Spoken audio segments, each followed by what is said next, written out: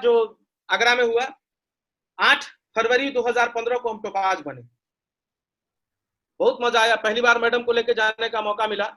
और हम तो अपने घर से समस्तीपुर से घर बाहर कहीं जाने का हमको कहीं मौका ही नहीं मिला, कहीं नहीं गए आज तक शिप शॉप से पहले। लेकिन उस बार मैडम को लेके आगरा गए, बच्चा भी हमारे साथ था, सबको लेके आगरा गए।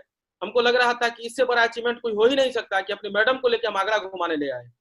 इससे बड़ा अचीवमेंट मेरे लिए कुछ नहीं हो सकता है, और बहुत अच्छा लगा। फिर मेरा रिकॉग्निशन लेवल बदला, फिर हम एमरल्ड बने 18 अक्टूबर 2015 को। अविनाश सर का डायमंडशिप था इसमें, जिसमें हम एमरल्ड बने। फिर हम रूबी बन गए 31 मार्च 2016 को, रूबी बने। और फिर मेरा डायमंडशिप हुआ 18 दिसंबर 2016 को।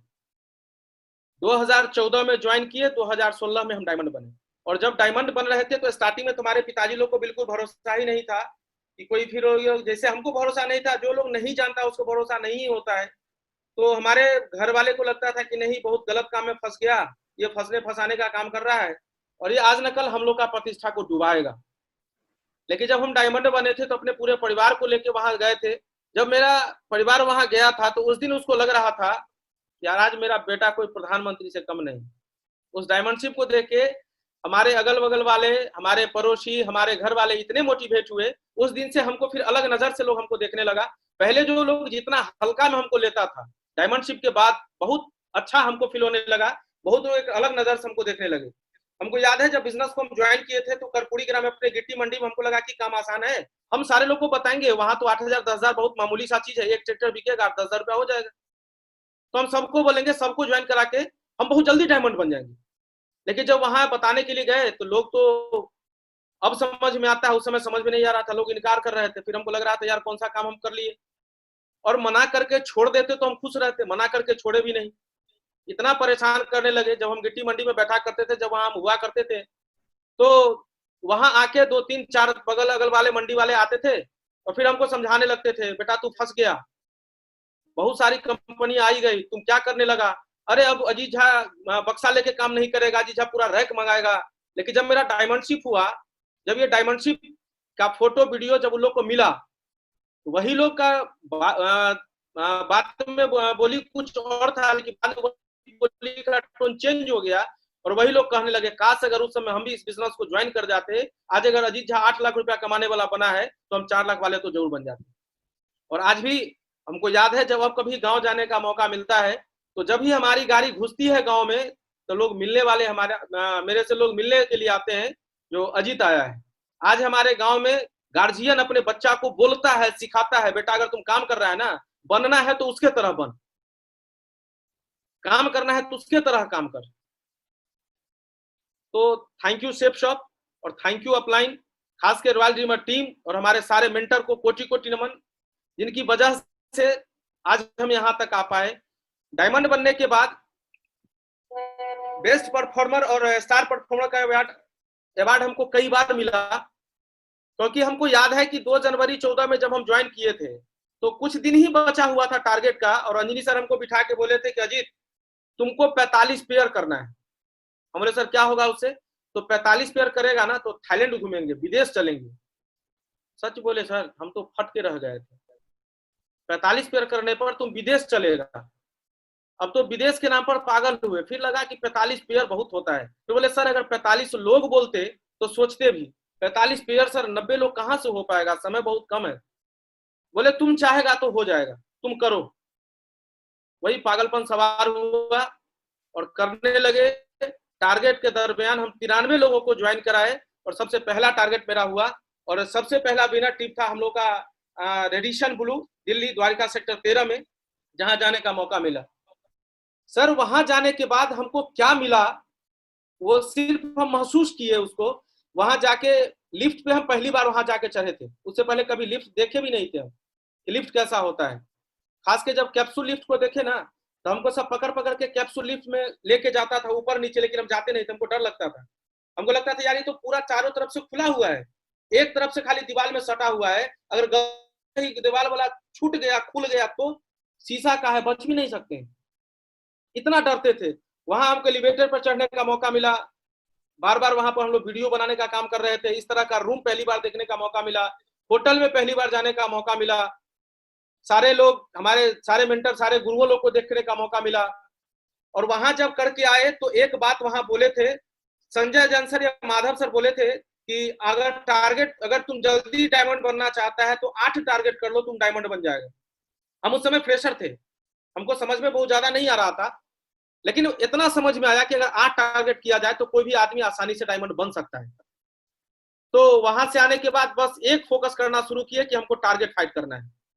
और दोस्त बताते हुए खुशी महसूस कर रहा हूं, खुशी हो रहा है हमें कि फ्रेशर से लेके आज मेरा लेवल मरकरी का है, और फ्रेशर से लेके मरकरी तक कंपनी का कोई एक ऐसा टारगेट नहीं आया जो अजीत कुमार झा फाइट न किया। एक एक टारगेट, चाहे वो फ्रेशर पर हो, सिल्वर पर हो, gold, pearl, topaz, emerald, ruby, diamond, double diamond, triple diamond, जो भी टारगेट। और एक मजे की बात, टारगेट हम जब भी किए, कंपनी का टारगेट स्टार्टिंग में हमको याद है, कहता था मोबाइल वाला, दूसरा था थाईलैंड का, फिर बाद में आने लगा नेशनल था, थाईलैंड था, यूरोप था। तो जब भी कंपनी का बड़ा टारगेट आया, हम सब दिन बड़ा टारगेट किए। हम कंपनी का मोबाइल वाला आज तक कोई टारगेट फाइट नहीं किए। जब सबसे ऊपर थाईलैंड का टारगेट था तो हम थाईलैंड का टारगेट फाइट किए, फिर जब ऊपर यूरोप का आया तो हम यूरोप का टारगेट फाइट किए, फिर जब अमेरिका का आया तो अमेरिका का फाइट किए, फिर जब ऊपर लंदन का आया तो हम लंदन का टारगेट फाइट किए। मतलब शुरू से फ्रेशर से लेके अभी तक कंपनी का एक भी ऐसा टारगेट नहीं रहा जो अजीत कुमार झा फाइट न किया हो, और वो भी सबसे ऊपर वाला टारगेट। कई बार हमको बेस्ट परफॉर्मर, स्टार परफॉर्मर बनने का मौका मिला। और ये चेक था, जब हम काम करने की शुरुआत किए थे तो फिर 2 तारीख से ज्वाइनिंग था, और 9 तारीख से 1000 से हमारे चेक का शुरुआत हुआ, श्री गणेश हुआ। 1000 से चेक फिर वो बढ़ता चला गया, और बढ़ते बढ़ते आज का मेरा लगातार रेगुलर कैपिंग पर वीक 2 लाख या उससे एबव। तो इस बिजनेस में आने के बाद अचीवमेंट के नाम पर एक हम रॉयल एनफील्ड का बुलेट खरीदे, और ये बुलेट मेरा सपना था बुलेट। हमको याद है कि जब हम सीबीएट चढ़ा करते थे और जब बगल से कोई बुलेट वाला निकलता था ना, हमको लगता था कि वो धक धक करता था, हमको लगता था कि मेरे सीना पर से बुलेट चढ़ा के ले गया। ऐसा बुलेट का इतना बड़ा नशा था, और जब भी धक धक सुनते थे तो लगता था नहीं बुलेट तो लेना है, बुलेट लेना है। लेकिन इससे सबसे पहले ऐसा कोई प्लेटफॉर्म हमको नहीं मिला, और इतना बड़ा हमसे कुछ हो नहीं पाया, इतना हमारे पास कोई पैसा नहीं आया कि कभी हम 1 लाख 1.5 लाख रुपया लगा के एक बार हम बुलेट को खरीद सके खुद को चढ़ने के लिए। तो दूसरा अचीवमेंट मेरा हुंडई का क्रेटा रहा। अजय सर हमको बार बार बोल रहे थे गाड़ी लो गाड़ी लो गाड़ी लो, तो गाड़ी लेने की बात कर रहे थे, तो फिर गाड़ी वो बोल रहे थे कार लेने, तो कार हमको शुरुआत से पसंद कभी से रहा नहीं। हम तो हरिनगर, पटना में हरिनगर बहुत बड़ा टाउनशिप है, उसमें एक फ्लैट लेने का मौका मिला जो 52 लाख रुपए की थी। टुकड़ा 15 लाख का, एक टुकड़ा है 17 लाख का, एक टुकड़ा है 55 लाख रुपए का। तो एक बार हमको याद है एक मीटिंग में हम गए थे, तो संजय सर, नरसिंह ग्रेवाल सर और माधव सर जी लोग थे। वो लोग बोल रहे थे कि गुजरात में WTC में हम लोग फ्लैट लिए हैं, आगरा में वो कि दिल्ली में वो मीटिंग था, WTC वो पूरा फोटो वोटो दिखा रहे थे। तो लगा कि इसमें ऑफिस या कोई एक लेना बहुत बड़ी बात है, और उससे भी आगे बढ़े। तो फिर एक पटना में मेन जगह पे घर है, उसमें भी एक घर लेने का हमको मौका मिल गया, एकदम ऑन रोड है, तो घर लेने का मौका मिल गया। तो फिर एक दोबारा से घर ले लिए, इसका कीमत 85 लाख रुपए है।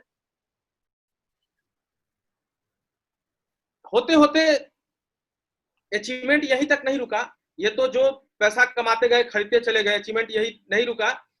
जो आदमी कभी समस्तीपुर गांव छोड़ के कभी बाहर जाने का सपना तक नहीं देखा था, वही आदमी विदेश का टूर बहुत बार किया, एक एक देश का टूर घूमता फिरता रहा। बहुत अच्छा लगता है बताने में भी, जब स्लाइड पे खुल रहा है ना सर, चाहे जब इसको देखते हैं ना, अंदर से बहुत सुकून मिलता है यार, इतना देश को हम घूम चुके हैं। जो आदमी अपने शहर के बगल, समस्तीपुर शहर के बगल का मुजफ्फरपुर कभी नहीं गया था, जो कभी सबसे पहले दरभंगा नहीं गया, जो कभी सबसे पहले पटना तक नहीं आया, हम अपने शहर के आसपास भी कहीं हमको घूमने का मौका नहीं मिला, लेकिन इसी बिजनेस की वजह से हम आज 13-14 देश का भ्रमण कर चुके हैं, सर लोगों के साथ, सर लोगों के आशीर्वाद की वजह से, सिस्टम के आशीर्वाद की वजह से, हमारे सारे महागुरु का आशीर्वाद रहा उनकी वजह से, साथ देने की वजह से, उनकी बात को मानने की वजह से, सिस्टम की बात को मानने की वजह से, हर बात को मानते चले गए। और आज हम बहुत अपने आप को प्राउड फील करते हैं, बहुत खुश हैं कि हम पढ़ाई में एक एवरेज विद्यार्थी रहे। आज अगर हम बहुत ज्यादा पढ़ लिए होते तो आज हम भी कहीं नौकरी